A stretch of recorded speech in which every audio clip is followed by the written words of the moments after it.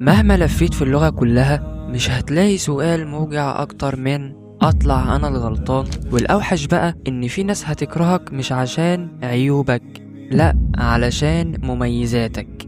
وناس تسلم من اللي حرمتهم وما تسلمش من اللي اديتهم، تديهم بإيد ويطعنوك بالإيد التانية. أصل الدنيا دي مليانة جعودة، ناس تكسرك وانت اللي كنت شايلهم، وناس تجرك لتحت وانت اللي كنت بتداوي جروحهم، وناس تطفي شمعتك وانت اللي نورت لهم طريقهم، وناس تكسر مجاديفك وانت اللي زقيت قواربهم، وناس تتبكى عليك وانت اللي مسحت دموعهم. فخليك طيب وخير زي ما انت، بس ما تنساش ان اول حاجة بيعملها الاعمى لما يشوف يرمي العصاية. فلو انت اول مرة تنورني في القناة فما تنساش اللايك والاشتراك وتفعل زر الجرس علشان توصلك الحلقات الجاية من كتاب رسائل من النبي صلى الله عليه وسلم. والله المستعان.